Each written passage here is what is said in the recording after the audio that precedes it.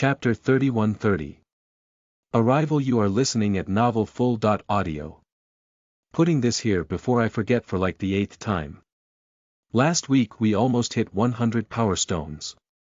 As of current, we have 72 this week, at least as of starting this chapter. That was really cool to see, and I can't wait to see the day we hit 100 power stones. Anyways, enjoy. The days slowly passed, the nervousness and anticipation of meeting these important people, as well as knowing that maybe one, or both of the girls we are to meet will join us, making the hours crawl by. Our mornings were spent refining our dance skills, as well as drilling things into Jahi's head that she can't be as promiscuous as she is now, as it will either cause conflict between the visitors and us, or can very easily lead to her having to take responsibility. Due to that, Jahi seemed to take that as an excuse to do as she pleased these last few days, all to get it out of my system. This meant that dance class and the baths each day turned into Jahi doing as she pleased to me, finding various excuses to touch me. Of course, while I gave an angry appearance outwardly, inwardly I was enjoying these moments, reveling in her affection. During noon and before the evening, we continued to either study, train, or simply enjoy each other's company. Watching Jahi spar the Marquis was as entertaining as always, and watching her do basic workouts always provided an interesting time afterwards. The evenings were spent with the Marquis, Countess, and my mother. We would simply lounge around in the room, talking and reading in peace. It was here that I learned more about the academy, specifically more about the land owned by the academy as well as the classes we could take. The Marquis was trying to finish her paperwork, so the Countess explained things. So, let's talk about the classes first. The ones that are required by everyone are language, history, arts, and theory. As you can guess, language class introduces the basics of the various languages spoken around us, and is supposed to teach you how to better express yourselves. History will be similar to what you are now learning, focusing on the empire's history before discussing the lands around us. Arts will consist of music, dance, painting, calligraphy, and more. Theory is about the basics of sequences, ritual circles, and anything magic in nature. Now, if you show a high understanding of these subjects, you can take the final exam early, finishing the class and opening up your schedule for more advanced subjects or the specializations. Specializations are things like magic classes, blade classes, blacksmithing, alchemy, and more. These are what you are actually attending the academy for. While you could learn these on your own, the academy provides amazing instructors in these subjects, and offers apprenticeships after you graduate. Raising her hand, Jahi said, "How hard are those first-year classes?" Scoffing slightly, the Countess said, "Easy, since they are things you are already learning. So, if I hear that you failed the class or took the exam early and failed, I will personally drag you back from the academy." Shivering slightly, we avoided the Countess' glare. Continuing, she said, "Next, the land the academy owns. Hunting grounds, proving grounds, Vulcan's pit. It's called many things, but all that matters is that the academy breeds monsters inside the area, for the sole purpose of allowing students to get real combat experience, where one slip-up could result in death. The system in place, where entrance is only granted to those that teachers allow to enter, is there for a reason. Don't sneak in, if you do, and are caught, you are expelled." Nodding at that, I watched as the Countess sat on the desk besides the Marquis, picking up a piece of paper. Continuing, she said, "Kat, to be honest, I don't particularly care if push yourself or not. If you do, good for you. Your main responsibility while you are at the academy is to keep Jahi in check, and make sure she isn't going around trying to collect women like clothes, like a certain other demon." At that, both Jahi and the Marquis flinched slightly, though it was more noticeable in the Marquis, as she quickly looked up and said, "I never did anything with anyone." Smirking at her, the Countess leaned down, saying, "That is because I was there, keeping you in check." Looking away guiltily, the Marquis went back to her paperwork. Chuckling, the Countess turned back towards me, saying, "Unlike Cordiva and I, you will, hopefully, have another person's help to keep Jahi occupied, but who knows? She might find thrills in chasing new things. At that, Jahi held me closer, vehemently shaking her head. I leaned into her, deciding to trust her, but keeping the Countess' advice in mind. Besides, with the nymphomania, Max, skill, I don't plan on letting her spend her mornings and nights alone. After that little discussion about the academy, we ate a meal consisting of a heavy meat stew paired with a nice loaf of bread. As Jahi and I rolled back to our room, she turned towards me, a serious look in her eyes. I won't chase new people, Kat. Really. You will be my main love for the rest of my life, I swear. Chuckling at that, I pulled her into a hug, letting my actions speak for me. We stood there for a few moments, until Jahi let her hands drop from my waist. Pulling away from her, I shot her a smirk before racing into our room. Needless to say, that night was spent warding off Jahi's affections, though I welcomed it simply because tomorrow was the day they arrived. We all were waiting in front of the main door, waiting to hear word of the arrival of the Empress or Sultana. We had gotten up around the same time, an hour or so before the sun rose. After bathing and eating, we met up with the Marquis, the Countess, and my mother. The Marquis and Countess stood side by side, with my mother standing behind them. The Marquis wore her formal attire, consisting of sleek black pants, a dark purple shirt, with a black jacket over that. Her long raven black hair was pulled into a braid, and the only piece of jewelry on her body was a circular pendant with a E that had an extended middle, which, if I remembered correctly, was the alchemical symbol for ash or cinder. Her lips were pulled into a thin line, and her ruby eyes were cold, giving her a serious aura. The Countess wore a long, blue dress, paired with a darker blue pair of evening gloves. Her blonde hair had been pulled into a bun, and dangling from her long ears were two bright blue sapphires. On her left ring finger was a gold band with a sapphire set into its surface. Her attire, when paired with her carefree smile and warm blue eyes, made her look stunning. Looking over at Jahi, I smiled a bit, happy with my work. She was wearing something similar to the Marquis, except instead of a purple shirt she wore dark blue. Additionally, she had a small gold dangle earring on her left ear. Her long raven hair was pulled into a simple braid, as I had had too much trouble getting her thick hair to comply completely with me. However, I thought it turned out quite well. Of course, both my mother and I were wearing our maid dresses, though it seems we were both of the same mind, as we had done our hair as best we could. I had opted to pull it into a small bun, while my mother had braided her own, allowing it to sway freely. Standing behind Jahi, we waited in tense silence. Minutes passed, turning to hours. However, thankfully I had become proficient at sleeping on my feet, mainly due to Baron Jilk's class. A guard burst through the door, shouting, "Lady Asmodia! Both the Sultana and Empress have arrived." All of our heads snapped to the door, and we all quickly made our way out of the house towards the gate. I had to run to keep up with everyone, but eventually we made it to the gate. Panting slightly, I quickly fixed my dress and hair, hoping that I looked presentable. Stationed in front of the gate were two elaborate carriages. The one on the left was crimson and gold, with the same symbol the Marquis wore around her neck. The other carriage was a black and silver, with a red crescent moon emblazoned on the doors. Seeing the two carriages, I widened my eyes at not only the materials used, but also the guards and steeds. The Empress carriage was pulled by two large, crimson lizards. Every time they exhaled a cloud of ash appeared. The two guards sitting in front of the carriage were wearing intricate wine-red armor, their helmets the likeness of a dragon. Both had long claymores strapped to the sides of the carriage, as well as ritual circles and sequences carved into their armor. The Sultana's carriage was pulled by two large black dogs, with deep red eyes. They looked exactly like the hieroglyphs of Anubis, sleek, black, and large pointed ears. Around their necks was a gold collar, fastened together by a ruby.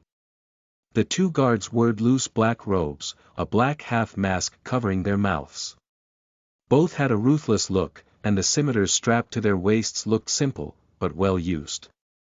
Holding my breath, I watched as the doors opened. From the Sultana's carriage, a short, thin woman stepped out, floppy dog ears on either side of her head. Wearing loose white cloth, she showed off large amounts of her dark, olive skin. Stretching, she looked towards my mother, smirking when she saw her. Looking back into the carriage, she watched as a miniature version of her jumped out, bouncing around. Like her mother, the girl wore loose cloth, except hers was red in color. Her ears bounced around, and her long tail swished side to side. Looking over at Jahi and me, she had a large smile, and if her mother didn't sigh and grab a hold of her, she would have shot over to us. Lastly, a tall, thin woman exited the carriage. Like her wife and daughter, she wore loose cloth, except hers was a deep black. Over her face was a thin black cloth, completely shrouding her features. Her exposed skin was riddled with scars, and her muscles rippled as she moved. She looked lithe, felt dangerous, and was incredibly alluring to look at. From the Empress carriage, a tall, curvy woman exited, opening up a parasol to block the sun. Her skin was alabaster white, and her round eyes were like rubus. She wore a long, gray feathered dress, matching her gray hair. Turning around, she gave a gentle smile as she took the hand of a small girl, with similar pale skin. Exiting was a small girl, clutching a two-headed puppy in her arms. Her long ash hair fell over her eyes, and when she stepped out she winced slightly, scurrying to the side of her mother. Wearing a simple black dress that contrasted her pale skin, she looked like a porcelain doll. Finally, a giant woman stepped out of the carriage, slightly taller than the Marquis. She wore simple white robes, and when I looked up, I was shocked. Her hair was alternating between orange, red, and gray, much like an ember. Small sparks wafted off her hair, and covering her eyes was a simple red cloth.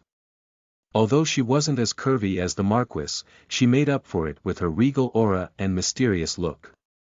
On top of her head was a simple silver crown, adorned with a few large fire crystals. The Empress, Lorelei Presa, and their daughter, Leone Presa, Ash.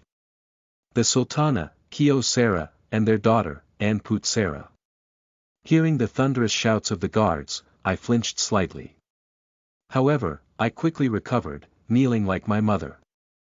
The Marquis and Jahi bowed, while the Countess gave a deep curtsy.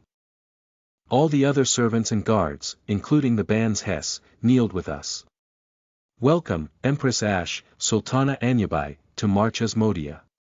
LOL. As I finish this, we hit 92 power stones. Thank you all.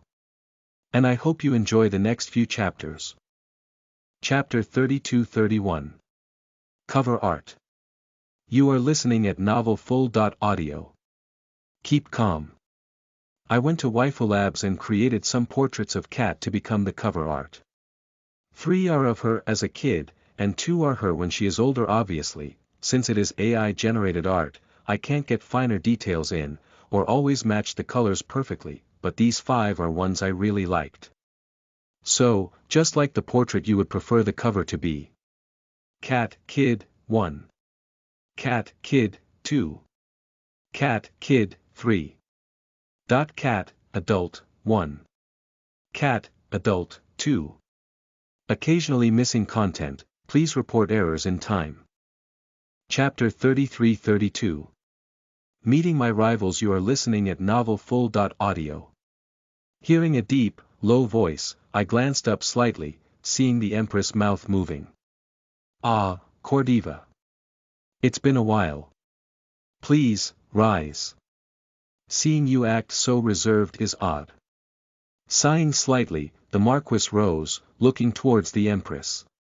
Following suit, the Countess rose as well. Looking towards my mother, I saw her rise slowly from her knees, and I rose as well. Looking towards the assembled women, I was awed. All of them gave off a powerful aura, with the Empress and Sultana dwarfing the others, though the Marquis was only slightly below the 2. Turning her head, the Empress gave a light smile when she saw Jahi. Your daughter looks just like you, Cordiva. And she has your gaze, Rhea. Moving towards Jahi, the Empress towered over both of us. Leaning down slightly, she pursed her lips. Oh. She has a soul bond. To you. Looking towards me, I shivered slightly. While I had gotten used to the Marquis, seeing a woman taller than her and with hair that seemed like a live fire, as well as wearing a cloth over her eyes, was intimidating. Even with her eyes covered, I felt like I could feel her peering into my eyes. Moving slightly in front of me, Jahi looked up towards the Empress. Chuckling, she backed away, turning towards the Sultana. Well, it has been a while, Anyabai.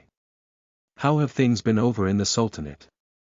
The Sultana stepped forwards, her voice a raspy whisper. Calm, as always. It is always a pleasure to see you, Empress. Sighing again, the Marquis stepped forward, gesturing towards the castle. Why don't we talk over tea? Allow the children to acquaint themselves as well. Both the Empress and Sultana nodded, following the Marquis as she started walking. The Countess gave everyone a smile, though it was stiff when she saw Lorelei. Quickening her pace to match her wife, she walked closer to her than she had before, as if marking her territory. I kept a few steps between Jahi and I, my hands clasped in front of me. I could see Jahi clench her hands briefly, and although I wanted nothing more than to dash forward and reassure her, I had to remind myself that I had to truly act as a maid. Looking towards my mother, I saw her expressionless face, though her eyes flickered between the Marquis and Countess. Keo and Anput walked beside the Sultana, though Anput would try and fail to run towards Jahi, both her parents grabbing her hands and leading her towards the castle. On the other side, Lorelei had a confident stride as she looked around, whereas her daughter Leone stood between her and the Empress, her head down. Sighing internally, I couldn't help but see the complete difference between the two girls. One was hyper, the other extremely shy. We made our way inside, and taking a route I hadn't walked before, I was briefly confused about where we were going. However, when we entered a large room that almost mirrored the main room in both the Marquis' room and our room, except this one was slightly smaller and didn't have the large desks in the back. The Marquis and Countess took a seat on a couch, and the two other parties took seats opposite one another. Jahi moved towards the Marquis and Countess, sitting between them. Moving to be beside my mother, I helped her set out teacups for everyone, before standing behind the Marquis' couch when she gestured for me to do so. Everyone was silent still, but I could feel the Empress and Sultana's gaze on me, making me shiver slightly. Lorelei was patting Leone's back, calming her, while Keo had a slight twitch in her eye as she tried to keep Anput still. She looked at me with slight envy in her eyes, before switching her gaze to my mother. Moments continued to pass, and the weight of the Empress and Sultana's gaze continued to increase. I was still shivering, but inwardly I was going crazy, wondering what I did wrong. Thankfully, as soon as my mother poured tea in everyone's cups, they looked away. Taking her cup, the Empress brought the tea to her lips, taking a sip. Nodding slightly, she took another sip before placing her cup back on the saucer. So, Cordiva, Rhea, pray tell why young Jahi has a soul bond. Taking a sip, the Countess replied, we tied Jahi and Catherine together when they were both babies. It was a favor and payment to Julie over there. Sighing, the Empress looked between my mother and I before nodding. Very well. I am sure you have already discussed her position. I could see Jahi flinch slightly, before the Marquis said, we have. Both Jahi and Catherine are aware of what is expected of them. Why don't we let the children go play somewhere? They need not be here during our discussions. Hearing Lorelei speak for the first time, I was stunned by her melodious voice. She had a smile on her lips as she looked between the Empress, Sultana, and the Marquis. Nodding, all three looked at their children. Standing up, Jahi moved towards the door, before turning and bowing slightly to the room. Feeling my mother shove me forward slightly, I followed behind Jahi, Leone, and Anput. Upon exiting the room and taking a few steps, I heard a loud sigh. Oh, thank the goddess we are out of that stuffy room. Hey, you guys have a training ground, yeah. Let's go there. Hearing Anput's high-pitched, cheery voice, I sighed lightly. Seeing Leon flinch, I sighed again. Nodding, Jahi led us through the halls, quickly appearing at the training ground. Racing ahead of us with a laugh, Anput stretched before turning, a gleam in her eye. Hey, Jahi, want to spar? I really need to stretch after that carriage ride. Looking back at me, I gave her a small nod. Sighing, she moved forwards, before stopping. Looking down at herself, she frowned. Taking the coat off, as well as rolling her sleeves up, she handing me her coat. Smirking at me, she leaned in, whispering, if I beat her in, 1 minute, I want you to allow me to do whatever I want to you tonight. Hearing that, I blushed before nodding. Grinning, she turned and skipped towards Anput. You've awakened your core, correct? Hearing Jahi's question, Anput grinned, nodding. Yeah, I have. Specifically, I awoke to metal magic. Saying so, she quickly scribbled a sequence in the air, which slowly flowed onto her skin, turning her arms silver. Deactivating it, she looked back towards Jahi, the normal cheerful grin gone, replaced by an arrogant smirk. So, we sparring or what? Raising her brow, Jahi chuckled, before turning to me. Tell us when to start, cat. Turning her gaze to me, Anput narrowed her eyes, before looking back at Jahi. From the corner of my eye I could see Leon lean forward slightly, but she stayed a few steps away from me. Sighing, I counted down. 3, 2, 1, start. As soon as start left my mouth, Anput shot forward, an olive and red blur.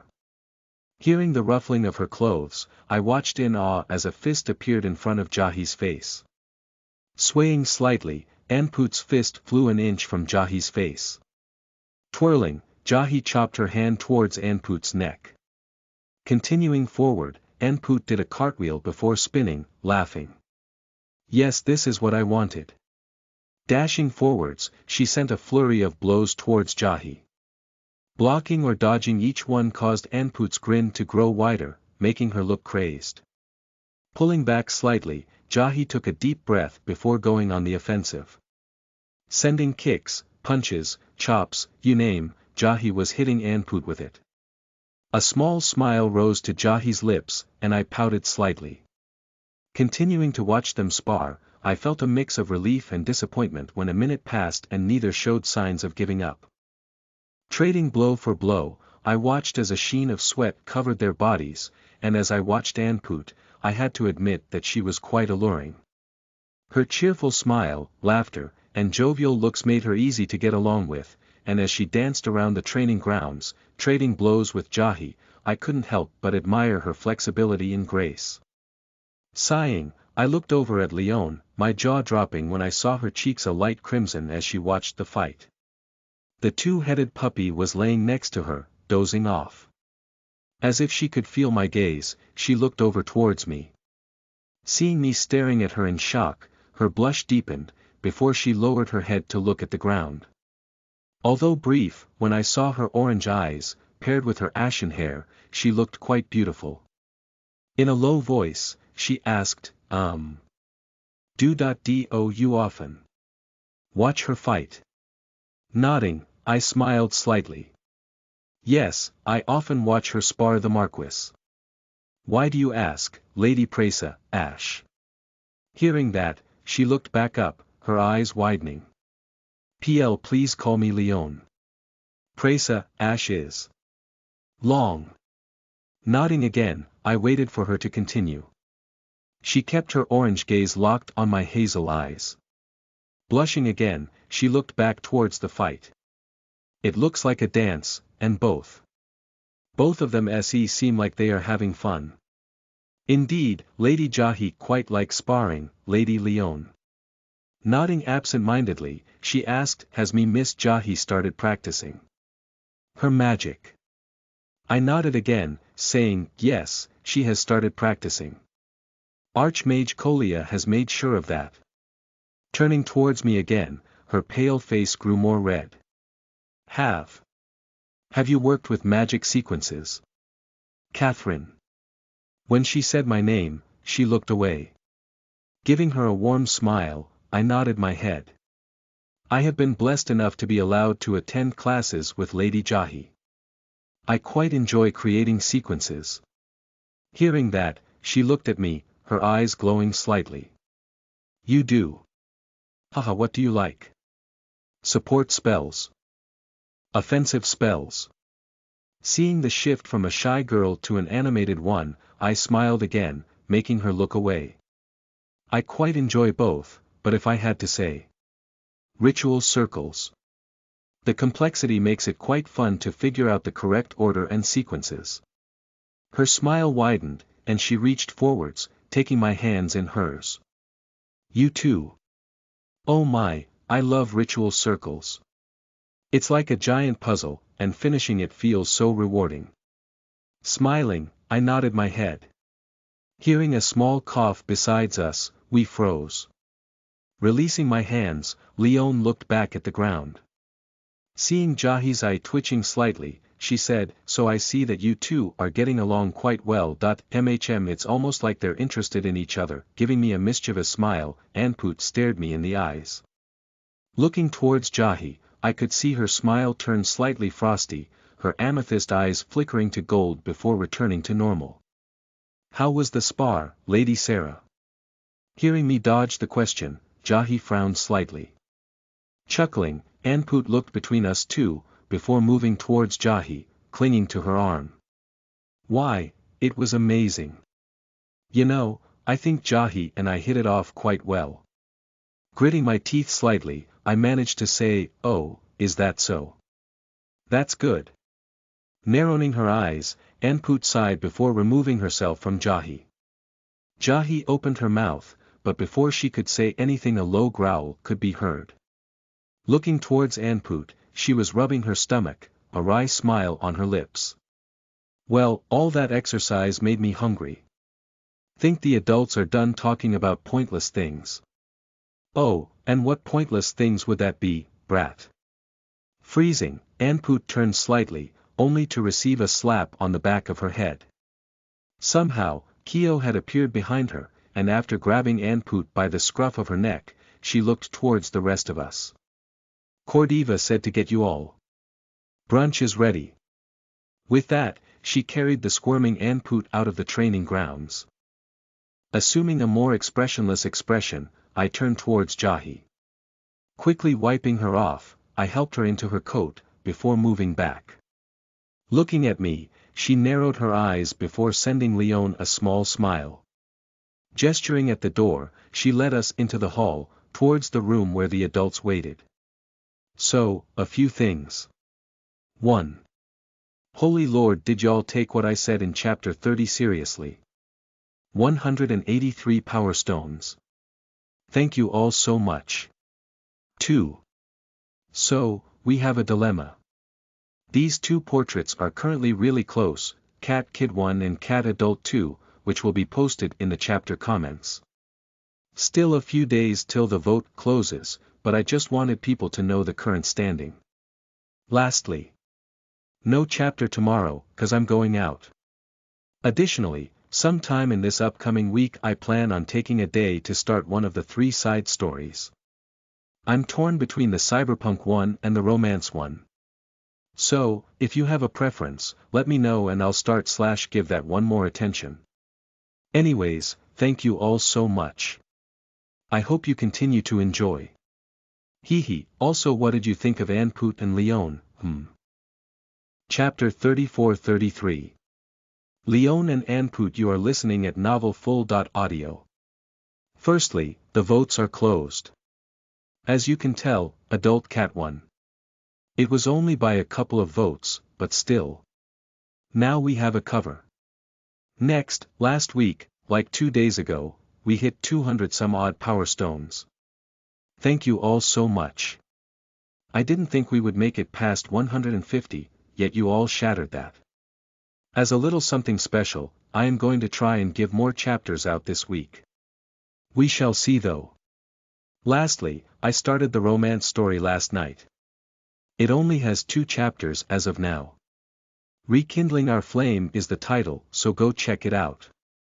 When we entered the room, we were met with laughter. Lorelei was covering her mouth as she chuckled, while the rest of the room wore smiles.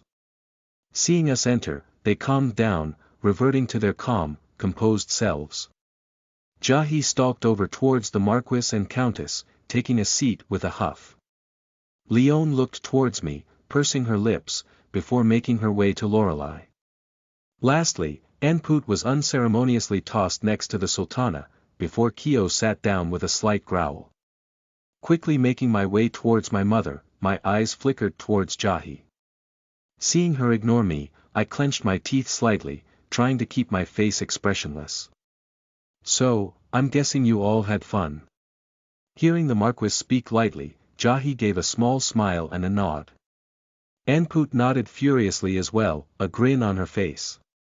Leone gave a light MMN, making Lorelei pet her head. I could see the Marquis look at me from the side, to which I just gave a small nod. Smiling, she turned back towards the guests. Well, the food should be here soon. After that, we will guide you to your rooms, allowing you to rest if you wish. Anput pouted slightly, earning a flick to her forehead. What did you all do outside? Hearing Lorelei's melodious voice, Leone looked up at her, before turning her gaze towards everyone else. Jahi and Anput sparred. I watched. Hearing that, the Empress smiled lightly, looking between the Marquis and Sultana. If they grow to be even half of either of you, they will be fine warriors. Nodding, the Sultana placed her hand on Anput's head, making her smile widely. Indeed. As long as she can learn some restraint, she may even be better than me. The Sultana's raspy voice made Anput giddy, as she smiled even wider and started to sway side to side. True.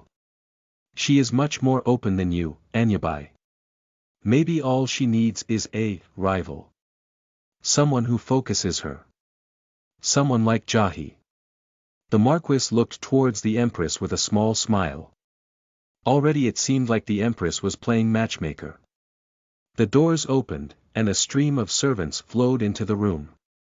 Placing tray after tray on the large table, they made sure everything was placed meticulously on the table. Bowing, they left the room. Reaching forwards, they all revealed the meal.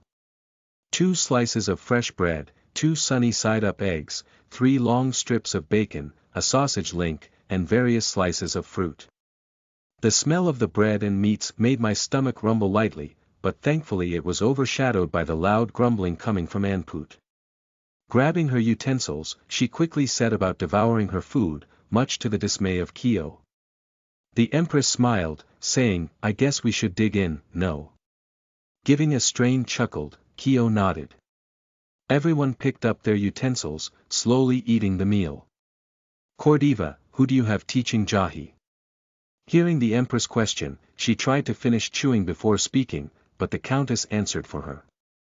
Baroness Estra is teaching her dance and manners, Baron Jilk is teaching her history, and Archmage Kolia is teaching her magic. Nodding, the Empress smiled. Yes, Miss Estra is indeed a good dance teacher. I may have to get her to come teach Leone here when she leaves your estate. You managed to drag Kolia away from her research. Lorelei looked at the Marquis and Countess in surprise. Nodding, the Marquis said, we promised her that if she didn't believe Jahi was worth teaching that she could leave, paid in full. If I hadn't helped her a few years back I doubt she would have even listened to my request though. Then are you yourself teaching Jahi about combat? Looking towards the Sultana, the Marquis nodded, grinning. Indeed. She needs to learn from another demon. The only other person who could teach her would be Belian, but I would never trust him to teach her anything. Besides, even with her light magic, she still takes after me heavily. As such, she will learn everything my father beat into me, and everything his mother beat into him. I guess you could say it's tradition. Nodding, the Sultana went back to her food, making sure the veil never revealed her face. The room was silent for a few moments, before Kyo asked, "And what about Julie and her daughter? Catherine, was it? Is she learning anything?" Her face was simply curious, yet I could feel my mother stiffen beside me. Turning, the Marquise looked between us, a small smile her lips as she saw my mother. "Catherine is attending both Baroness Estra's class as well as Archmage Kolia's class. In fact, both of them have said that she is quite a good student." Kyo's small smile froze for a second, envy lingering in her eyes, before she nodded. Lorelei looked at me in surprise, before looking down at Leon, who spoke in a meek voice. "Can I meet Archmage Kolia? I want to learn more about magic." She froze when everyone turned their gazes onto her. Looking down at the floor, she hugged her puppy tighter. "I think Kolia wouldn't mind meeting up sometime during the week." Hearing the Marquise, Leon looked up, smiling. Placing her hand on Leon's head, Lorelei smiled as well. Going back to eating, I could feel my stomach rumbling lightly again. Looking towards my mother, I saw her smile slightly at me before turning back to look over the table. When everyone had finished, I followed my mother as she took all the trays, stacking them onto a cart. As we worked, everyone continued to talk, discussing small things and bragging slightly about their children. Taking the last tray, I was about to follow my mother when the Marquise said, "Catherine, why don't you join the others in the library? Kolia spends most of her time there." Nodding, I stood to the side, waiting for Jahi, Anput, and Leon to exit the room. Bowing, I followed them outside, walking towards the library. Upon entering, we saw Archmage Kolia sitting at the table, the same small book in her hands. Seeing us, she quickly put it into her robes, learning from last time. Smirking, Jahi said, "Hey Teach, still feeling a bit lonely?" Narrowing her eyes at Jahi, Archmage Kolia scoffed before looking towards Anput and Leon. "If I'm not mistaken, you are Anput Sarah, and you are Leon Presa, Ash, yes?" Nodding, Anput looked around the room in disinterest, while Leon was staring at Archmage Kolia with glowing eyes. "So, what brings you to me?" Leon looked between me and Archmage Kolia, before saying, "I wish to learn how to create better ritual circles." Nodding, Archmage Kolia grabbed a scroll, which I recognized as the finished earth spike trap that Jahi and I worked on. Unfurling it, she gestured for us to move closer. "This is something I had Jahi and Catherine work on. Now, Begum Sarah, can you tell me what element this circle is?" Looking at the scroll with disinterest, Anput pursed her lips before saying, "It's of the earth element." Nodding, Archmage Kolia turned towards Leon, asking, "What do you think the purpose of the circle is, Lady Presa, Ash?" Moving closer, Leon inspected the circle, her orange eyes flicking around the various sequences. Moments passed, and I could hear Anput sigh, before slumping onto the table, bored. "I believe it's a spear, or spike. Additionally, the activation is weight-based, with the requirement being very little." Smiling, Archmage Kolia nodded her head. "Correct, it is an earth spike trap, and it took Jahi and Catherine roughly 3 weeks to finish and polish it." Leon looked between Jahi and I with gleaming eyes. Turning back to Archmage Kolia, Leon asked, "How do you determine which runes to use in a ritual circle?" Before Archmage Kolia could respond, Anput growled lightly. "If you wish to spend your time burying your head in magic, do so on your own time. Jahi, can we go back outside? I want to continue the spar." Sighing, Archmage Kolia shook her head, before looking at Jahi, who simply nodded to Anput. Leading her out of the library, she stopped, turning to look towards me. As I was about to follow her, Archmage Kolia spoke. "Jahi, can I borrow Catherine for a bit? She grasped ritual circles quite quickly, and could help me teach Lady Presa, Ash." Jahi's gaze flickered between Leon and I, before stiffly nodding. Without another word, she turned and left, Anput following behind her. Gritting my teeth, I turned back to Leon and Archmage Kolia, quickly smiling at them. What do you wish to do, Archmage Kolia? Chapter 35-34. Ritual Circle, Quarel. You are listening at novelfull.audio. After Jahi and Anput left, I gave a smile to Archmage Kolia and Leon. So, what do you wish to do, Archmage Kolia? Quickly clearing the table, she placed a new scroll on the surface, a larger, more complex ritual circle drawn on the scroll. Alright, I want you two to work together to determine what this does. Additionally, I want to see you try and break parts of it down to its individual pieces. Understood. I'm going to give you guys at least 2 hours, before sending you back to your parents. Nodding, Leon and I moved closer to the table, inspecting the circle. Grabbing a notebook and a pen, I started scribbling down individual runes, hoping to determine what they do and figure out which sequence they are a part of. Leon copied me, her orange eyes glowing in excitement. She moved to the opposite side of the table, focusing intently on the complex circle. Pursing my lips, I deciphered the first rune, which was a sequence for drawing in large amounts of water mana. Marking the page, I moved to the rune to its right, breaking it down to the individual runes that made up the combination rune. Scribbling it down, I quickly broke it down. Noticing that this was simply an enhancement rune, which enlarged the previous rune, I smiled, realizing I had found the start of a sequence, which would allow me to figure out the circle's purpose. Continuing, time flew by. Every time I finished deciphering a part of the ritual circle I would look up, either meeting Leon's gaze or seeing her working hard to finish her section. Gradually, we deciphered the ritual circle. Archmage Kolia sat at the side, reading a large spell book. However, she closed the book with a loud thump and said, "Time's up. Talk to one another, discuss your findings, and in a few minutes tell me what you found." Moving over to me, Leon said, "My side of the circle was a wind-gathering sequence, with both speed and power amplifications. Additionally, the activator for that sequence was a timer.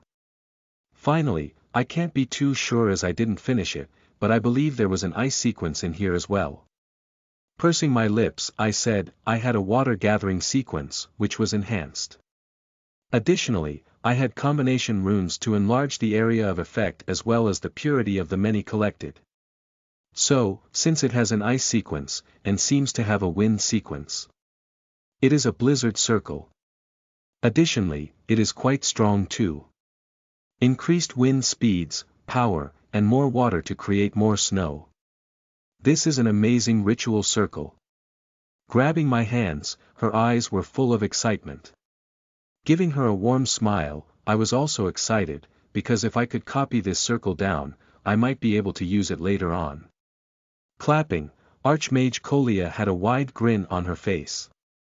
"I really didn't think you'd be able to figure that out. Usually people say it's a storm circle, like a hurricane or monsoon. They don't seem to recognize the ice rune. Really, good job. Yes, it is quite the advanced ritual circle." Hearing the Empress' low voice, Leon and I turned quickly, stiffening. Leon quickly dropped my hands, moving away slightly. Sighing, the Empress said, "Leon, really, it's fine. Make friends. You both seem to be quite interested in magic. Learning with a friend is always better than learning alone." Leon nodded stiffly, however she stayed a respectable distance away from me. Well, come join us outside. It seems like Kyo and Julie are going to spar, and Jahi and Anput are still sparring as well. Quite a lively bunch. Turning, the Empress' flaming hair flared slightly. When she walked out, Leon looked at me, before blushing deeply. Scooping her two-headed puppy up, she ran out the library, following her mother. Chuckling, Archmage Kolia looked towards me. "Looks like Jahi has competition, I shook my head, a wry smile on my face. However, remembering that the Empress said Jahi and Anput were still sparring, my heart tightened. Gritting my teeth, I scolded myself. After all, I spent the last 2 hours with Leon. How was that different from what Jahi was doing? Walking out the door, I made my way to the training grounds. What greeted me was my mother and Kyo butting heads, growling at each other. Seeing the slight swirl of water around my mother and the stones and dirt rising around Kyo, I shook my head, making my way towards the Marquis. Seeing me, she gave me a wry smile, before saying, Kyo asked why you were more well-behaved than Anput, and after being annoyed by Kyo for a few minutes, Julie snapped, saying it had to do with how Kyo acted. Now here we are. Shaking her head, the Marquis sighed. However, the Countess chuckled, saying, I think Julie looks quite cute when she's like this. It feels nice seeing this side of her again, after so many years. Indeed. Kyo is usually so reserved around me. Hearing the Sultana's raspy voice, we turned. Looking at her from up close, I realized that she had more scars than the Marquis, and they were everywhere, instead of mainly just being on the torso. The main one that stood out was the long, thick scar that was on her neck. She continued to look over the two quarreling women, her fist clenching slightly. What did you say to me, bitch? I said your talent must be that mouth of yours. After all, you're all bark, no bite. Seeing them screaming at one another like children, I sighed, rubbing my temples. Why was my normally calm and composed mother suddenly like this? Yeah, well you seemed to like my tongue that night. Ha! I hated that night, you were atrocious. Hearing that, and knowing the story behind it, I looked at the floor, hoping to become one with it. Anything to not be here right now. The air grew solid as Kyo mentioned that night, and looking over at the Sultana I could see her clothes fluttering a bit, before calming down. The two quarreling dogs didn't notice it, however, and continued hurling insult after insult at one another. Gradually, the mana surrounding them built up to such a degree that it coalesced behind their backs, forming a ritual circle. Both the Sultana and the Marquis shot forwards, tearing the women away from one another. Turning them so that they couldn't see each other, slowly they calmed down. Walking over, Jahi and Anput looked at their parents in confusion. Drenched in sweat, when Jahi got closer to me I realized that her normally sweet scent was masked by not only sweat, but was now citrusy. Sniffing the air, I realized that both Kyo and Anput smelled like that as well, but now Anput had Jahi's sweet smell clinging to her body. I had to hold myself back from snarling. Grinding my teeth, I closed my eyes, taking a few deep breaths. Opening my eyes, I wondered to myself. Why was this bothering me so much? Even when I learned Kyoka had another lover, the discomfort and anger I had felt was nothing like this. You have a soul bond, remember. Feelings towards one another, any feelings at all, are amplified. Was that planned? Was I always going to be bound like this, no matter my choices? No. It truly was random. Your choice of world, setting, system, preferences. They were all your choices. There were also many other people you could have been serving. The best example is the Duchess daughter up north. She has a servant, and is the same age as Jahi. Additionally, it wasn't guaranteed that you would be in this empire, on this continent. You could have been anywhere. Sighing, I remained quiet. Looking towards my mother, I wondered if she understood what exactly she did. Tying two people together, guaranteeing that they would either love each other too much or hate each other more than anything. Chasing that thought out of my head, I walked over to my mother, taking her hand. Looking down at me, the remaining anger in her eyes faded, replaced with warmth. Pulling me into a hug, she stroked my back, taking a deep breath. Returning her hug, I waited, allowing her to calm down. Pulling away, she smiled at me, saying, "Thank you, Catherine." Nodding, I smiled back at her. Sighing, she turned around, watching as the Sultana had grabbed Kyo by both cheeks and was staring her in the eyes, through her veil. Seeing Kyo's tail sway side to side, paired with her quick breathing, made me sigh as well. Anput stood next to them, looking bored. Pursing my lips, I walked towards the door, grabbing a towel. Moving back towards Jahi, I slowly wiped her off. Both of us avoided looking at the other, and I worked in silence. Finishing, I placed the towel in the used pile, before grabbing a new one. Walking towards Anput, I scrunched my nose, disgusted at her scent. Looking towards me, she tilted her head. Standing in front of her, I held out the towel. Grabbing it, she quickly wiped herself off, before handing it back to me. Before I could walk away, she leaned towards me, whispering, "You need to get better at hiding your emotions." Stiffening, I looked at her, and upon seeing her slight smile, I turned, stalking towards the door. After placing the towel on the pile, I leaned against the wall, watching as everyone conversed on the field. Jahi and the Marquis were talking, demonstrating the moves they used or should have used. The Countess was smiling at my mother, laughing as my mother told her something. Leone was talking animatedly to her parents, making them glance towards me before looking back towards their daughter.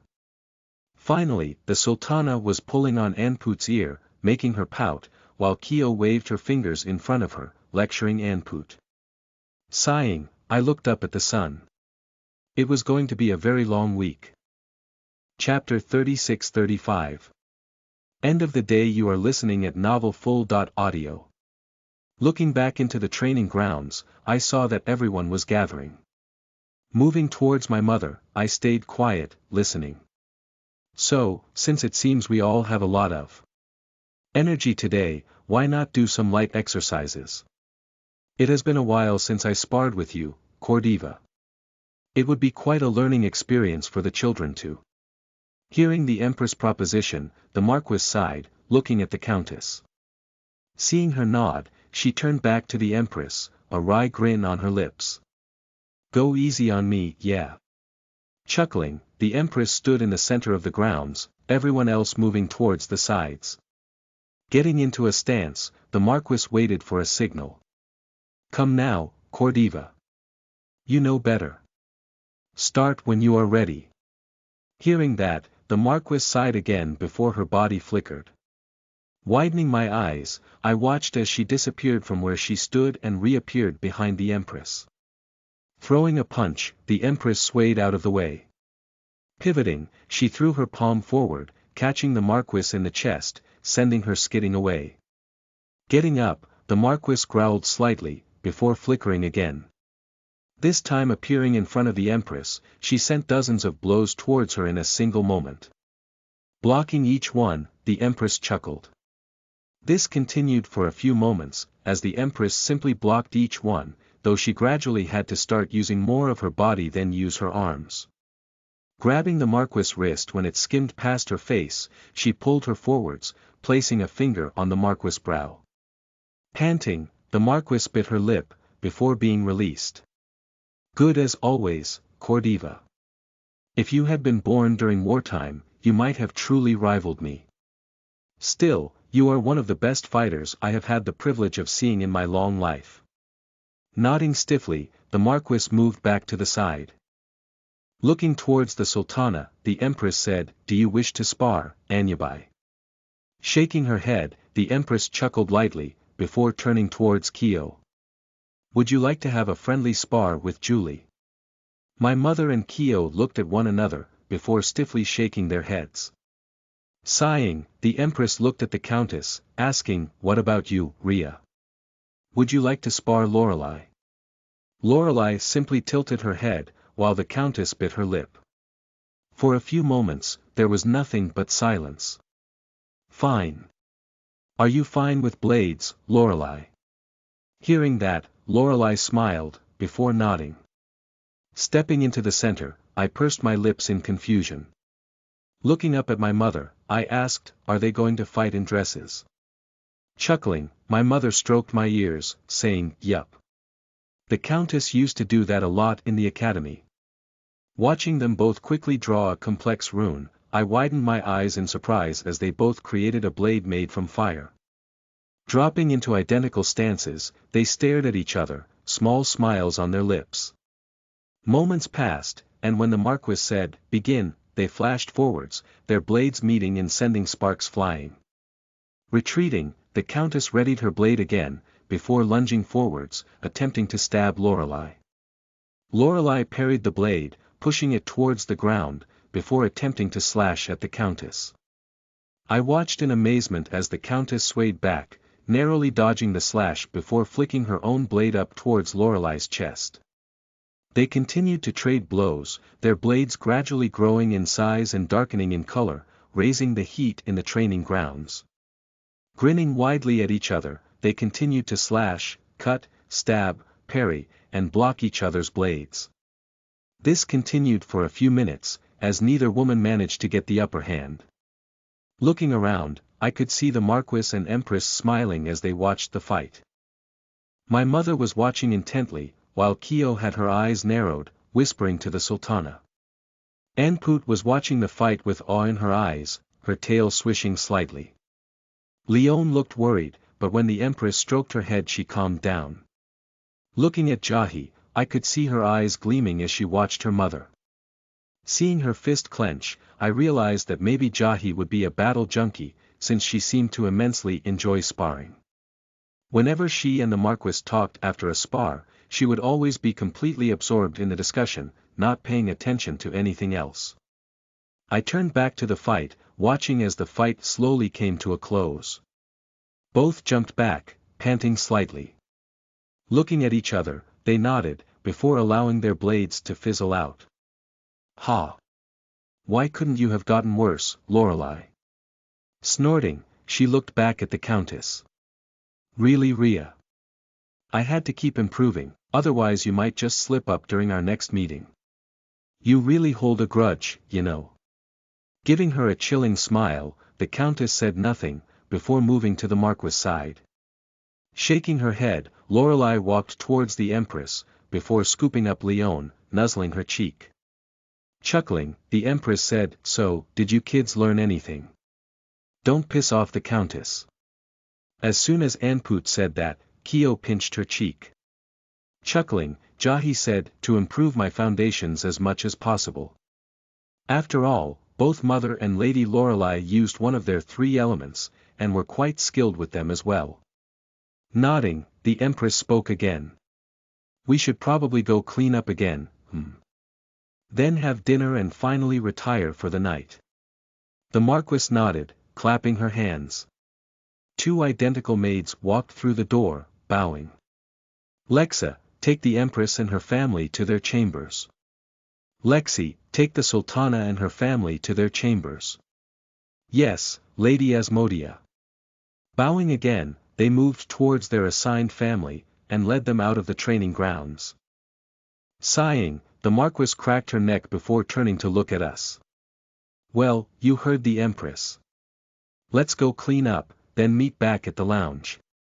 Gods, am I tired." Wrapping her arm around the Countess, she slowly made her way out, my mother following behind them.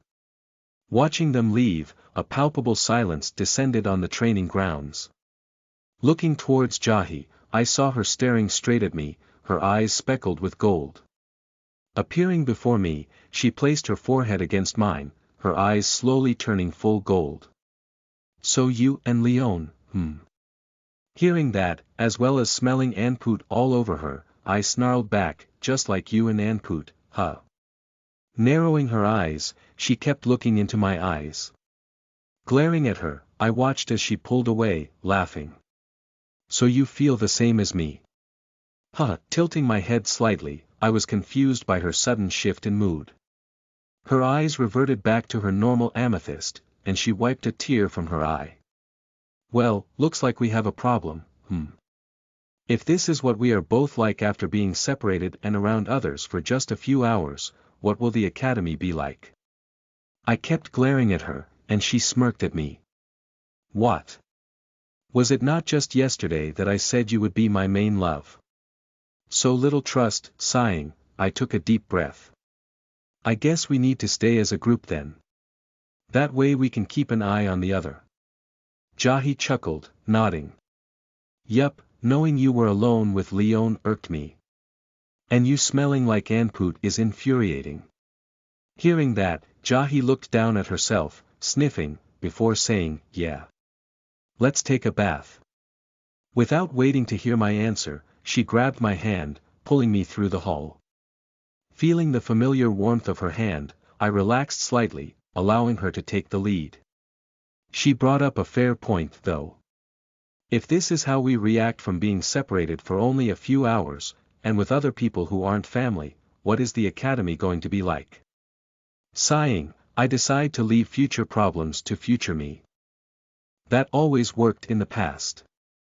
Entering our room, I helped Jahi out of her clothes before quickly undressing as well, before entering the bathroom. Like always, we quickly washed each other before lounging in the bath. Feeling Jahi's arm around me, I nuzzled closer to her. Sniffing gently, I smiled widely when I couldn't smell the citrusy scent of Anput.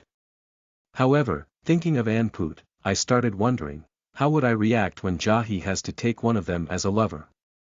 How will I react when she reeks of someone else? Will I redouble my efforts, in an attempt to cover their scent with my own? Or will I not care because all of us will be sharing a bed, like how the Marquis, Countess, and my mother did? Sighing, I again decided to let future me figure that one out. We lazed about, enjoying each other's warmth, before eventually exiting the bath and making our way towards the lounge. This time, even though I tried to prevent her from doing so, Jahi led me in while holding my hand, grinning widely the whole time.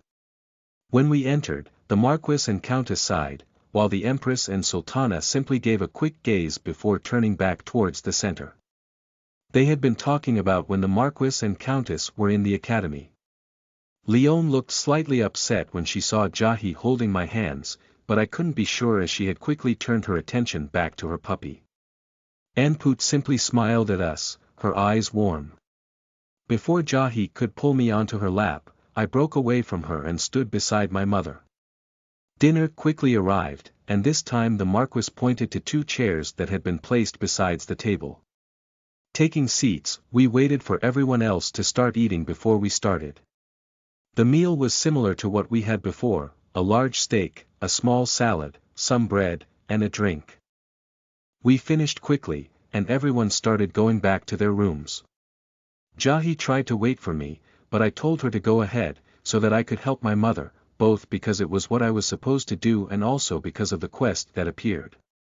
When I had finished, I made my way back to our room, however halfway there I saw Anput leaning against the wall, her eyes closed. L.C. stiffening, I tried to quietly move past her, but her eyes opened and she grabbed my wrist. Listen, we should talk. Glaring at her, I said, about. Giving me a wry smile, she said, look, I know you don't exactly like me, I am trying to take something that is yours. However, I think I should go ahead and just say it now. I'm not going to try and use underhanded means like setting you against each other. You obviously recovered quickly from it. So you were doing it on purpose. Yup. Not only because I wanted to have fun, but also. Looking to the side, she muttered, I really like her. Narrowing my eyes, I just stared at her. Really, I do. You might not know, but in the Sultanate it is quite common for women to marry solely based on strength. Seeing someone stronger than you. Well, maybe it's due to being a beastkin as well as the culture, but Jahi is just so. Perfect. She was shuffling about, and I could see her face darkening slightly as she blushed. Just because you fell for her doesn't mean she'll take you.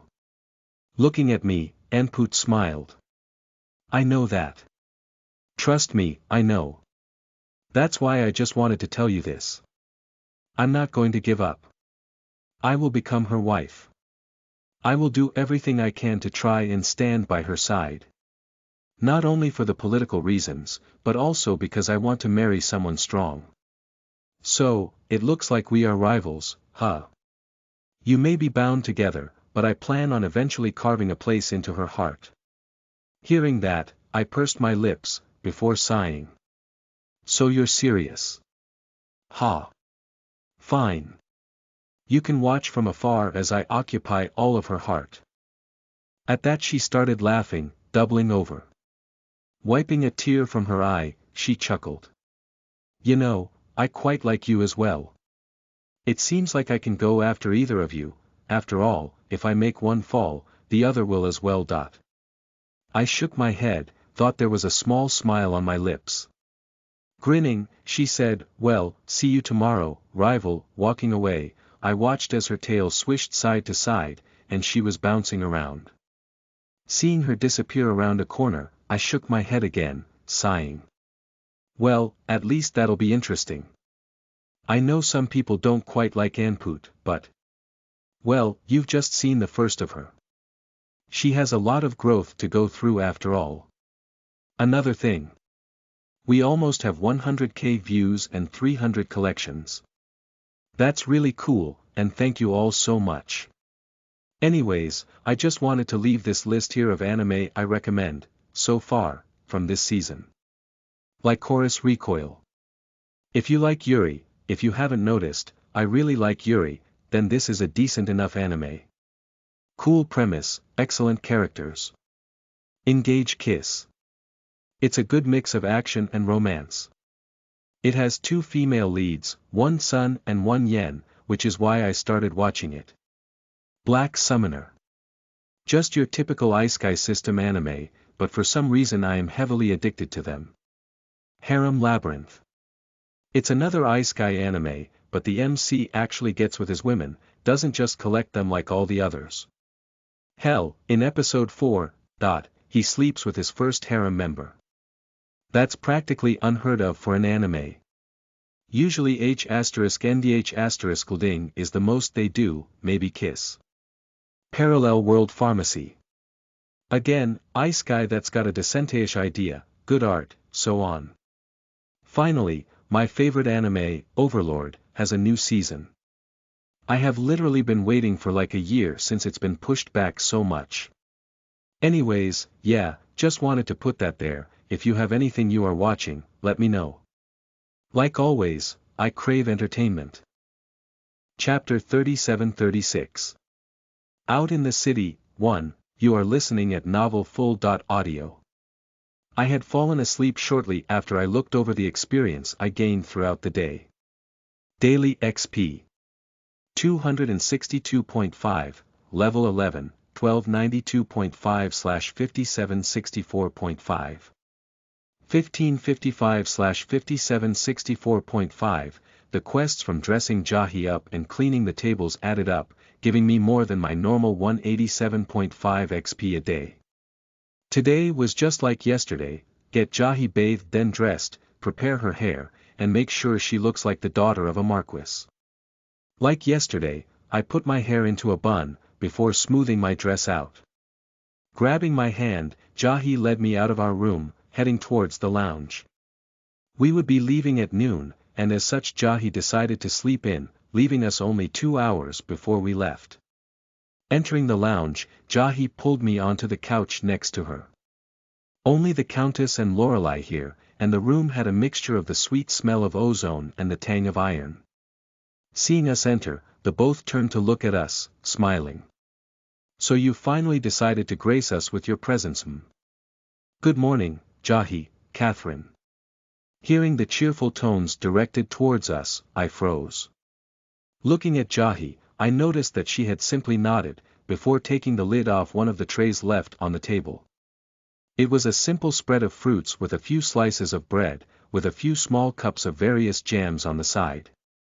Somehow the meal still looked like it was just freshly prepared, as the slices of apples were still the shining white instead of tinged brown, which would indicate that they had been laying around for a while. Jahi dug into the meal, spreading jam on her bread before shoving it into her mouth, almost swallowing it instantly. Shaking my head, I turned towards my own meal, slowly taking bites. The Countess and Lorelei had turned back to each other, glaring. Where did everyone go? Hearing Jahi's question, Lorelei turned and said, Leon and the Empress are in the library, while the Sultana and Kyo are still resting. Anput is out in the yard, training. I nodded my head, not surprised by where everyone was. Slowly finishing my food, I listened idly as the Countess and Lorelei talked about their time in the academy, both sending veiled threats and insults at each other with a smile. When I finished, Jahi grabbed my hand and led me towards the library.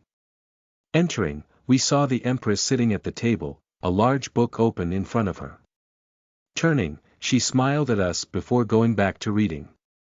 Looking around, I saw Leone laying on the floor next to her two-headed puppy, reading a book and scribbling something down in her own notebook. Leading me towards her, Jahi dropped to the floor beside her, causing Leone to flinch. "Hey, I meant to ask, but what is the puppy?" "His name is Janus. And he is an Orthrus." Hearing Leone's low voice, Jahi nodded, before reaching out towards Janus. Scratching now of his ears, Jahi flashed me a smile when the dog whined, kicking its leg out slightly in pleasure.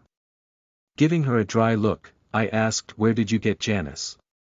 Leone looked at me, her orange eyes flashing slightly.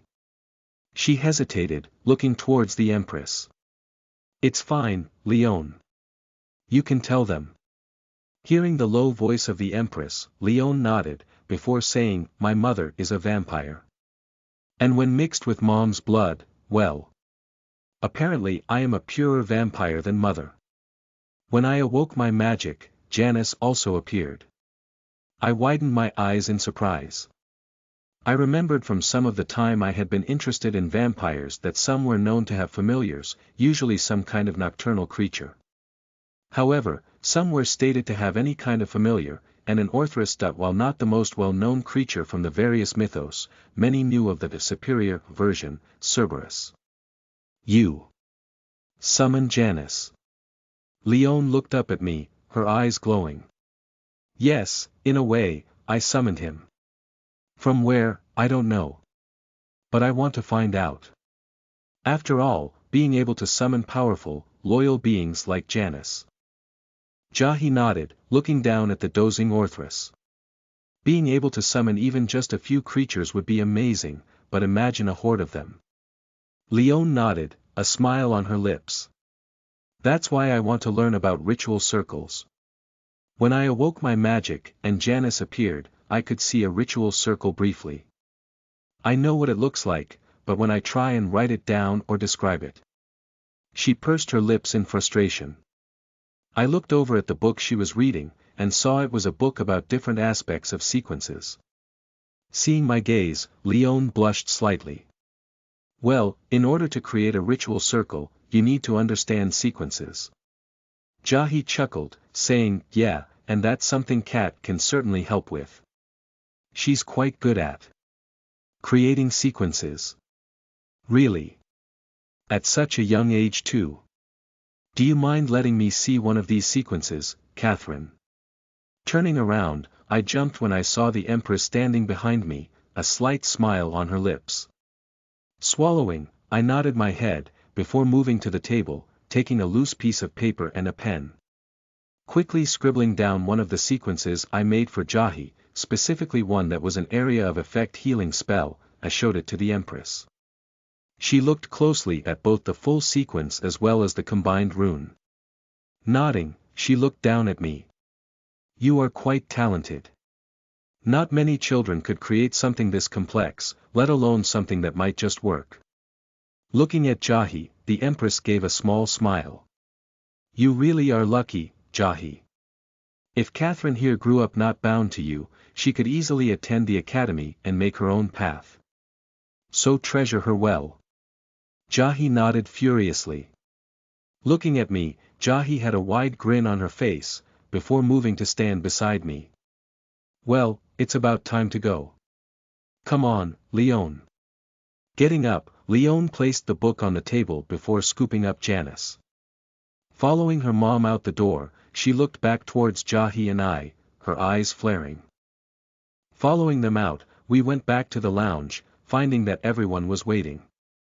Looking towards the Sultana and Kyo, I saw that Kyo was shaking slightly, and she was trying to hide her slightly bloated stomach.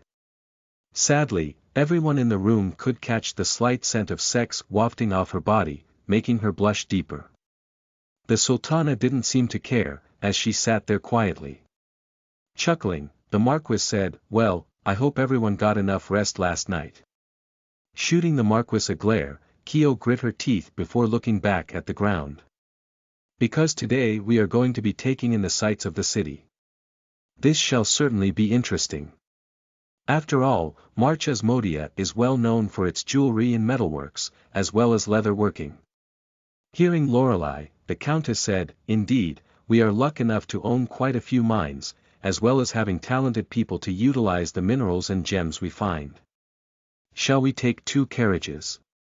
One for us adults, one for the children." The Marquis looked towards Jahi, and upon seeing a nod, she looked towards the others, before smiling. "Well, try not to have too much fun in your own carriage, children." With that, we made our way out, making our way towards the gate where some carriages waited.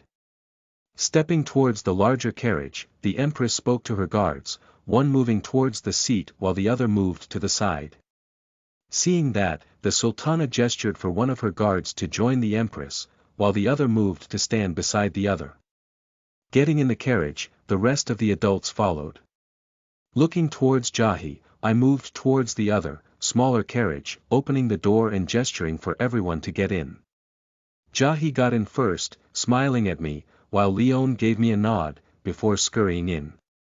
Stopping beside me, Anput said, "Thank you very much, Cat." Ruffling my ears, she entered the carriage, making Jahi's eye twitch slightly.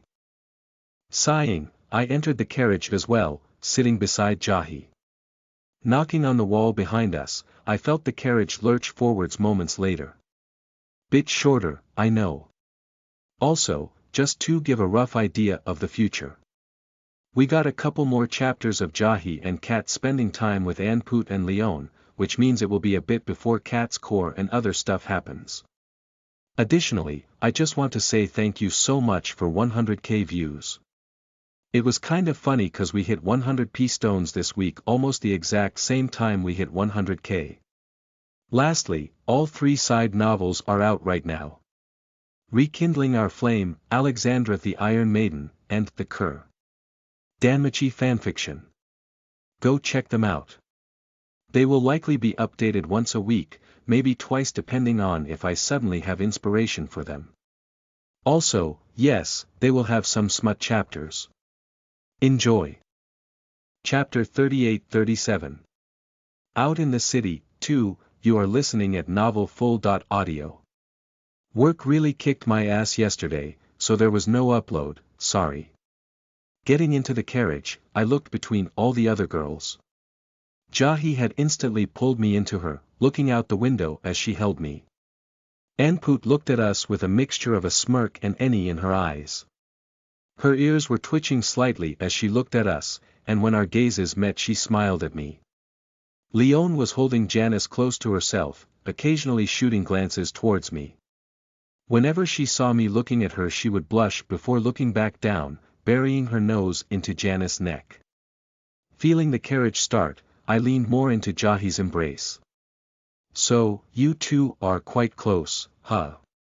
Hearing that, Jahi looked towards Anput, smirking. She pulled me closer, before burying her face into the top of my head.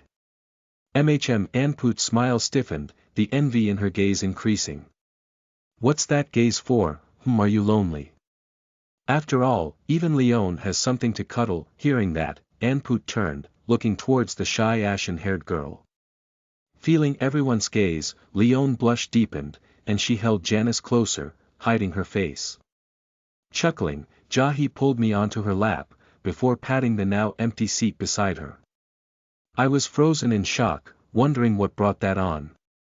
However, before I could question her, Anput grinned widely as she jumped over towards Jahi, quickly taking a seat. Leaning into Jahi and I, she purred. Looking towards Leon, Jahi pat the empty spot on her other side. Hesitantly, Leon stood up, slowly taking a seat on Jahi's other side. Staying a decent distance away from Jahi, Leon continued to hold Janice close, but she would send glances towards us, her whole face a light red. Squeezing me, she whispered, "I thought I deserved something for the misunderstanding the other day." Hearing that, I sighed before leaning back into her. Feeling her squeeze me again, I just smiled and decided to enjoy the warmth. We slowly made our way towards the town, the only noises the occasional purr from Anput. I slowly dozed off, enjoying the warmth coming from both Jahi and Anput. Hearing the door open, I blinked my eyes a few times before turning. Seeing the grinning face of the Marquis, I blushed slightly when she gave me a knowing look. You enjoying yourself, Jahi? Chuckling, Jahi nodded. Now I know why Mom had to keep you in check. This is addicting. The Marquis' face paled slightly, before saying, nope, not me. I was always content with Ria. Yup, always was. Sure. Anyways, come on children, let's go enjoy the city. Anput got up, excited. Phobos City is known for its metalwork, right? Think I can get a new sword? The Countess smiled down at Anput. Well, that depends on your parents. No. Anput nodded, her excitement halting for a second, before she regained her enthusiasm. Turning towards Jahi, she clasped her hands in front of her and leaned forward, saying, maybe Jahi will buy me something as a gift. Jahi just looked at her, before looking at me, her eyes gleaming slightly. Standing up, Jahi let me go. Looking towards Leon, I gave her a smile before saying, come on, Leon. Blushing again, she stood up stiffly, before quickly exiting the carriage. Moving towards her parents, she was greeting with a small laugh from Lorelei as she said, did you have fun, Leon? Leon nodded her head, before being pulled into a small hug from Lorelei. Bouncing over to her parents, Anput asked, can I get a new sword, please? Looking down at Anput, Kyo said, no. At the same time the Sultana said, sure. Glaring at the Sultana, before sighing. Fine, whatever. You better behave yourself though. I looked around, before Jahi pulled me towards her. Come on, let's go. The market should be in full swing right now. The Marquis nodded, looking towards the Empress. Market first then. See everything that Phobos has to offer. The Empress nodded, before gesturing for the guards to follow. Before people could see her, the Empress raised her hands, making a ritual circle appear in front of her. Shining, her appearance slowly changed. Her long, fiery hair turned ashen, and her skin paled considerably. Looking around, I saw the familiar white buildings and dark wood roofs. The people around us smiled and bowed at the Marquis and Countess, and they looked at the now disguised Empress with intrigue, as well as the exotic appearances of the Sultana and her family. Grouping up, Jahi led the way towards the center of Phobos, where the market was situated. Passing through the city, we saw many storefronts and heard many people trying to peddle their goods. Jahi ignored everyone, wanting to reach the center, and when I asked why she said, Mother said that they have almost everything in the market, for cheaper prices too. Also, she said that she managed to find amazing gifts for Mom there. At the end of that, Jahi looked away from me, but when I looked towards her ears I saw that they were darker than normal. Smiling, I followed her happily. Anput walked beside us, her eyes wide with wonder. You know, this is amazing. There are so many more buildings here than in the Sultanate. Leon was also beside us, and she said in a small voice, this is almost as impressive as the capital. Really? Is Phobos almost as large as the capital? Hearing my question, Leon shook her head. No, the capital is still larger. But the atmosphere here is much better. Laughing, Jahi gestured in front of us, making us turn towards the large, bustling square. Welcome to the market.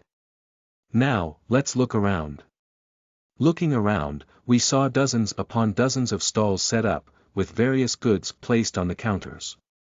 Some people couldn't find spot for a large wooden stall, so instead they laid large rugs on the ground, sitting on the top of them and having all their goods laid out on the ground. Hey, take this, and stay in sight, you hear me? There are too many people here, so be careful.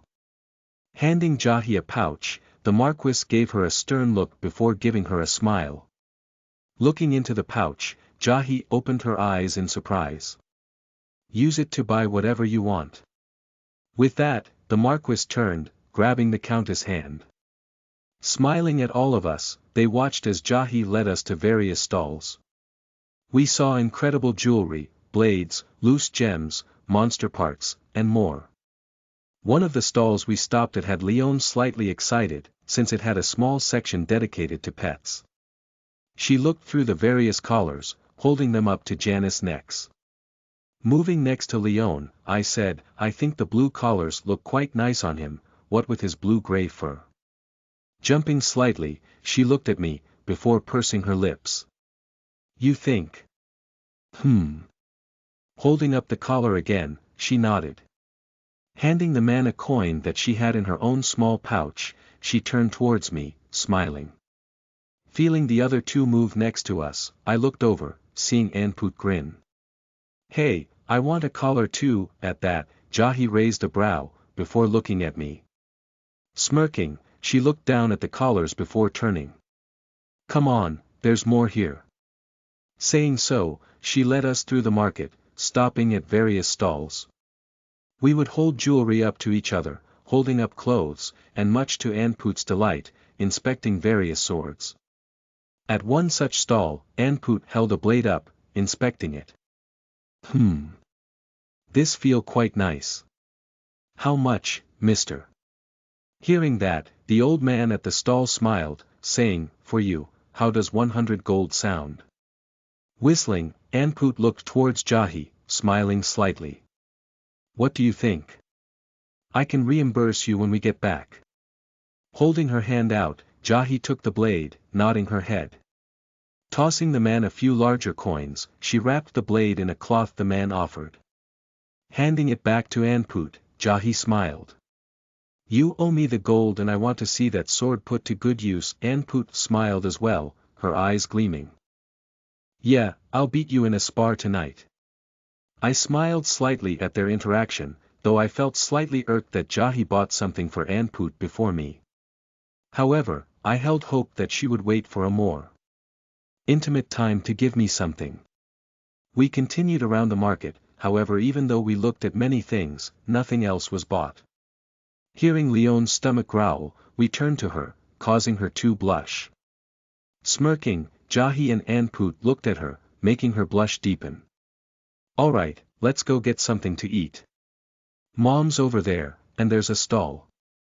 Looking around, Jahi's eyes brightened as she pointed towards a stall. There. Selling skewers. That fine with everyone. We all nodded, and after making our way over, I could feel my stomach growling as we got closer. I released Jahi's hand, looking around as I rubbed my rumbling stomach.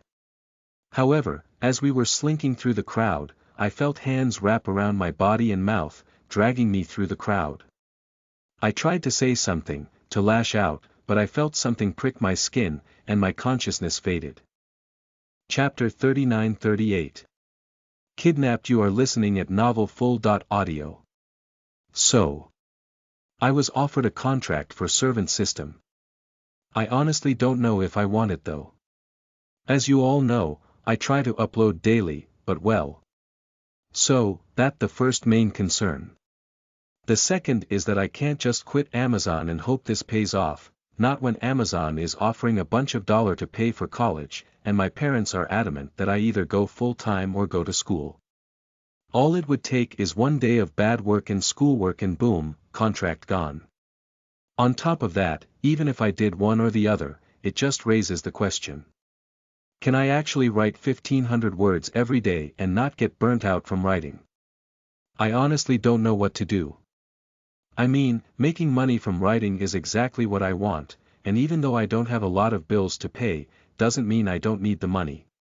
$200 a month, plus 1 cent per coin spent isn't really that viable at the moment, and I don't even know if I am reading the contract right on that front. Anyways, I just wanted to say that, maybe hear what other people suggest. My head throbbed, and my muscles ached. I tried to open my eyes, but couldn't. Slowly panicking, I thought I was back in the void. Even though I could feel my body, I didn't know if this is what happens the second time round. Would I be stuck in darkness for another indefinite amount of time? I started breathing faster, trying and failing to calm myself. Oi, boss. The pup's awake. Hearing a gruff voice, I calmed down. This was proof I was still alive. Feeling someone prick my skin again, I tried to scream, to thrash about, but realized I was tied up and gagged. Blinking my eyes, I realized my vision was returning, and the first thing I saw was the narrowed eyes of a scarred man. Seeing his amber eyes looking at me with contempt, I shivered. The little blue brat seemed to care about you. Why is that? You are just a maid. He frowned, continuing to look at me. Sighing, he stood up, looking around. He gestured toward someone, and I could hear shuffling. A man was thrown in front of me, tied and gagged just like me. Looking down at him, the scarred man growled, "I asked you to grab the Sultana's brat. How did you manage to mess that up, huh? All those drugs mess you up that bad?" Sending a kick into the man's ribs, he continued. "We were meant to kidnap the Sultana's brat and use her as leverage. Everyone knows she is one of the favored kids. We'd have been rich if you simply snatched the right kid." Sending another kick, the bound man screamed into his gag. "Horian, lift him up." Another man came into view, before picking up the bound man. Unsheathing a blade, the scarred man looked at the blade, nodding. "Yes, that's what we'll do. Yes, that makes sense." Chuckling, he looked at the bound man, before his blade flickered. Blood sprayed from the gaping wound in the man's neck, splattering the ground in front of me. Even after seeing the Countess massacre those mercenaries a month back, I still felt squeamish seeing a man die so close to me. Flicking his blade clean of the blood, he sheathed it, before shooing the other man, Horian, away.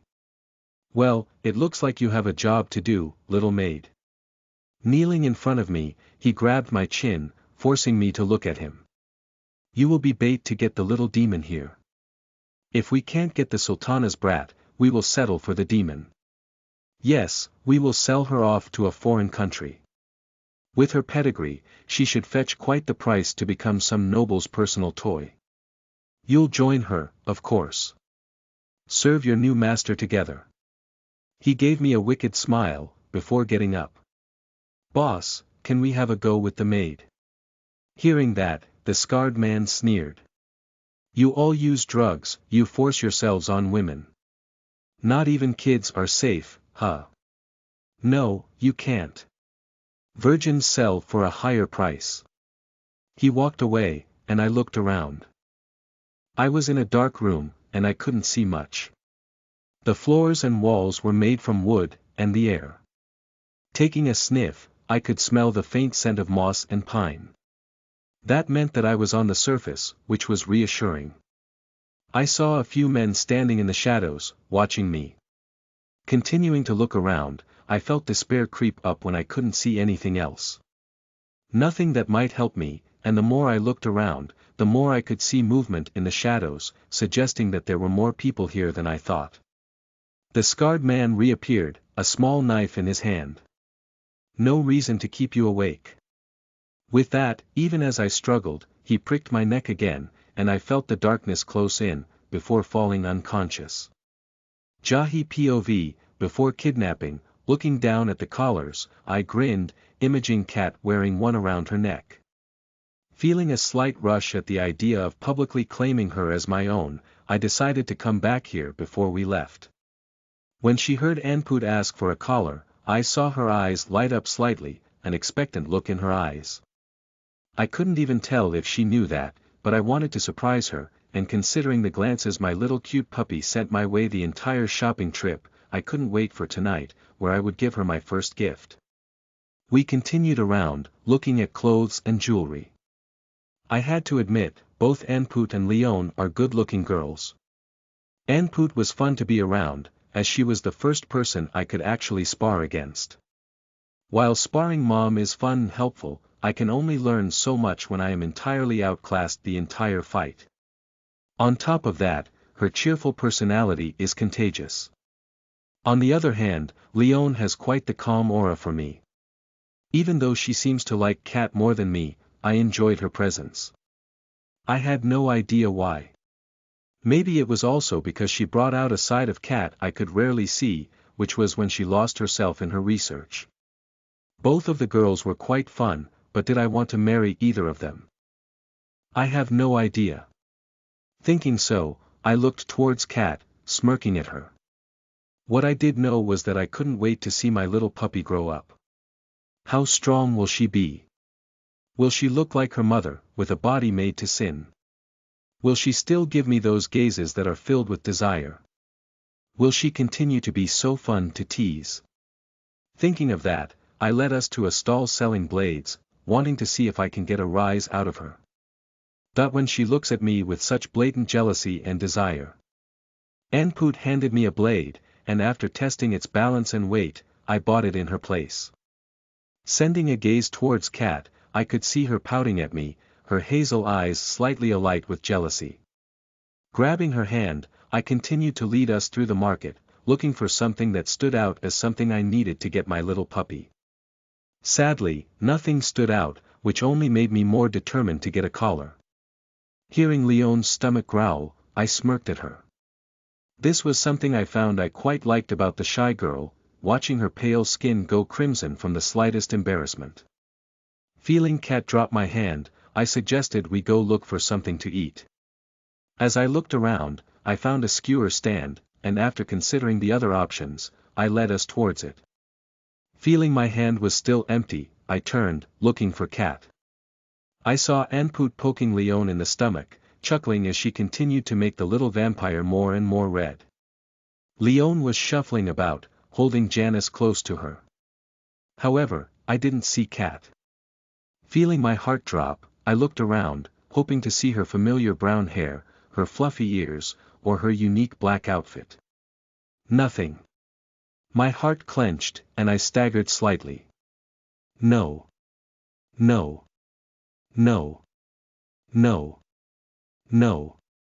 Where is she? Where did she go? Seeing my panic, Anput looked back, before asking, "Where'd Kat go?" I ground my teeth, glaring at her. Anput flinched, before turning away. "Where is my cat?" Looking around, I saw the familiar horns of my mom. Maybe she got separated and made her way to mom. Running through the crowd, Leone and Anput followed me, and we reached mom. She was standing there with mother leaning onto her, with Julie standing off to the side, expressionless. "Have you seen Kat?" Turning, all three of them shook their heads. I let her go for 1 second. Feeling my heart clench again, I clenched my jaw, feeling a tooth crack under the pressure. The burst of pain helped stabilize my thoughts, albeit for only a second. Seeing Julie's eyes widen, her face filled with panic, the feeling came back. Her normally warm hazel eyes glowed a bright blue, and she tried to run out into the crowd, only to be grabbed by mom. "Let me go. I have to find her." Screaming, she started hitting mom, however she was quickly pulled into a hug. Looking down at me, mom asked, "Where did you see her last?" I pointed over towards where we had been standing, and she nodded. Mom walked through the crowd, reaching the spot I had pointed to. She looked around, her ruby eyes flaring. Julie still struggled in her arms, trying to break free. "There. Someone." Looking up at my mom, I followed her gaze, before bolting in that direction. Someone. Someone dared. Someone dared touch what's mine. I could feel my mana raging in my body, and I sped up. "Kat. Please, Kat." I ran harder, and I saw a man running, Kat slung over his shoulders like a sack of potatoes. My anger flared, only to rage more as he sped up, before disappearing around a corner. I saw a flash of light around the corner, and when I turned, I saw nothing, except for the fizzling runes of a ritual circle. Noticing that it was still active, I was about to jump through it when I felt someone grab me. Turning, I saw the stern gaze of mother.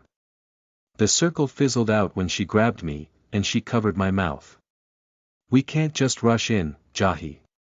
Besides, since you two are soul-bound, we can find her. We will find her." I slumped into her arms, my heart feeling like it was slowly cracking. Cat. Please. I. Chapter 4039. Rescue. 1. You are listening at novelfull.audio. Jahi POV. What happened? Hearing the low voice of the Empress, I turned slightly, staying quiet. I didn't trust myself to speak at the moment. I was a mess emotionally, and the last thing I wanted to do is offend the Empress. Someone kidnapped Catherine.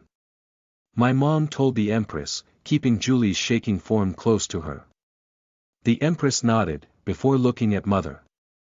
Well, are we going to use the soul bond to track her down? We were about to. Looking towards me, the Empress kneeled, saying, all right, focus your mind. Think about Catherine, about finding her. You should feel something leading you towards her. Nodding, I closed my eyes, concentrating. I started thinking about her, about the moment we shared. Although it has only been a little above a month, I couldn't comprehend the idea of a life without her. Maybe it was the bond, or maybe, just maybe, we were meant to be. Feeling my heart clench, I started focusing on her appearance. Her fluffy ears, her long brown hair, those hazel eyes that glowed gold in the sunlight. Her carefree smile, the way she blushed easily. The warmth she provided, the way she felt when I held her close. The girl that made my heart beat faster. Remembering when we first met, I was enamored by how she acted. She tried to copy her mother, to be a proper maid. Smiling, I remembered how shocked she looked when she saw how both my parents treated her mother, and how quickly she grew red when I teased her. Slowly, more and more scenes appeared in my mind. Her leaning over her notebook, scribbling down various sequences as she nibbled on the end of the pen, too focused on her work to notice. Her gentle touch when she cleaned me off after my spars with Mom. Her eyes blazing with desire when we were in the bath, only to be masked by embarrassment moments later. Everything about her captivated me, and now, I needed to find her. Good. She's in the forest north of here. About 50 miles or so. Opening my eyes, I looked up at the Empress, who smiled down at me, before turning to look at my mom. That's the old fort you abandoned a decade ago, right? Nodding, my mom had to hold Julie closer, before saying, yeah, Fort Abraxas. Sighing, she looked down at Julie before saying, calm down. We'll get to her soon now. While she stopped struggling to break free, I could hear a guttural growl coming from her. Looking around, both Mother and Keo had mixed looks, appearing both worried and slightly excited. So, we going? Hearing Keo, everyone nodded. However, Lorelei said, I'll take the children back to the estate, along why? I'm going. Looking at me, I could see a mix of emotions. Mom was looking at me with pride. Mother was glaring at me, her face a blend of anger and worry. The Empress smiled down at me. Lorelei looked at me with worry. The Sultana gave me a nod. Keo shrugged. Anput ground her teeth, but looked at the ground, quiet. Leone's orange eyes were ablaze with worry, and she gave me a serious look before nodding. However, when I saw the look Julie gave me from the corner of her eye, I shivered. Her blue eye was a cold void. Normally a glimmer of warmth could be seen, her hazel eyes reminiscent of honey. Now, they were the depths of the ocean, cold, dark, utterly uncaring. I grit my teeth, before repeating myself. I'm going. Sighing, Mom looked down at me before nodding. Well, I was thinking about taking you out somewhere soon anyways. Mother's glare alternated between Mom and I, before she sighed. Lorelei, take Anput and Leone back please. Hearing the Empress, Lorelei nodded before scooping both of them up, making her way back towards the carriage. Keo, join them. The Sultana's raspy voice made Keo flinch, but she nodded and followed behind Lorelei. All right, let's go. Ria, carry Jahi. We need to get there quick. Nodding, Mother picked me up. Looking around, I could see everyone taking a deep breath before mana flared around them. Then, the buildings around us flew by, as we sped towards the north, towards Fort Abraxas. Gradually, we made our way out of the city, and into a large forest. Seeing everything blur past us, I was stunned. I had just started learning how to apply mana to myself, and I could barely move at a sixth of this speed in a straight line, let alone weaving around trees and roots. Are you thinking about how fast we are going? I hate to break it to you, but this is not as fast as we could be going. I looked up at Mother in surprise, before asking, how? Chuckling, she said, I am by far the weakest one here, excluding Julie, and even with lightning magic I am outclassed by those three. The Sultana and Empress have reached a peak that few can even see, let alone climb to. Cordiva is one of those people though. If we were in a time of war, she would have reached that peak. Giving a wry smile, she looked back up, focusing on running. Sadly, as much as I wanted to continue asking about that, I could feel my stomach drop, before my heart clenched. Taking a sharp breath, I couldn't focus on anything else, worrying about what that feeling could possibly mean. Hearing that, Mother looked down at me in worry before shouting, speed up. Slowly the forest turned into a blur, and it took a few minuets to eventually reach a large, stone ruin. Standing in front of it, we all looked up, taking in the dozens of people lining the ramparts. One stepped forwards, a tall, swarthy man. If you don't wa. Before he could finish, an arrow made of water pierced his skull, making him slump to the ground. Silence descended, and everyone looked towards the glowing dogkin, water swirling around her. Her hands flashing, two complex runs appeared in front of her, and a barrage of arrows shot towards the ramparts, killing many. Shouting, the enemy returned fire, normal arrows and spears shooting towards us, only to be blocked by a dome of water. I could hear a low growl, and when I turned back to Julie, I saw a large ritual circle flare behind her. Glowing a bright blue, it slowly started to fade. Confused, I looked around, only to see Mother grinning slightly as she looked up. Following her gaze, I saw the same ritual circle appear above the castle, before it started to rain. Each droplet of water was sharp, and slowly I could hear the sounds of the enemy screaming in pain, as well as the sound of flesh hitting the floor. I looked towards Julie, shocked. A spell like that is beautiful, isn't it? Hearing the warmth in my mother's voice, I looked at her in shock. Smiling widely, she was looking at Julie with a heated gaze, before looking back up. A work of art. I was confused, and slightly worried, so I jumped out of my mother's arms. Moving towards the rest of the group, I felt someone grab my arm, and when I turned I saw Mom. Focus again. Try to find where Cat is. I nodded, before refocusing, trying to find her. I could feel a pull towards the ruins, and I slowly grabbed that feeling, trying to narrow the pull. Feeling it move downwards, I said, below. Well, that certainly helps.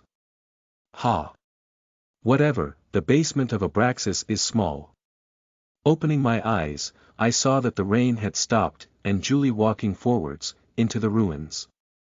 We followed her, and when I looked to my mom in confusion, she said, I may be stronger than her, but I am not getting in her way. The Empress nodded, smiling. A woman searching for her child is quite dangerous. Besides, if she needs help, we're here. Saying so, we all watched as a man charged at her, swinging an axe towards her. Pivoting, she avoided the swing before her hand shot forward and pierced his chest, blood spraying everywhere. Gulping slightly, I made sure to never piss her off. After all, her face never changed the entire time. It just stayed cold, unfeeling, even as blood sprayed on her cheek. She continued, quickly killing anyone who approached. Making her way into the ruins of Abraxas, we looked around. Without turning, Julie asked, which way? Room to our left, stairs are on the right side. She turned left, her hand flickering as she caught an arrow. Without a word, she flung it back towards the archer, and we heard a scream. Hearing people behind us, Mother sighed before flickering away, reappearing a few seconds later, accompanied by the thuds of bodies hitting the floor. We entered the room, where another dozen men stood, weapons in hand. A man with scars littering his face stepped forwards, and chuckled when a water arrow stopped an inch from his face. "That's not nice, now is it?" "Mo. Boys, bow. You are in the presence of the oh-so-great Empress and Sultana." Saying so, he gave an exaggerated bow, before looking back up. Chuckling, he raised a scroll with a ritual circle drawn on it. It started glowing, and jumped off the scroll. It looked exactly like the one from the city, and I watched as some thing walked out.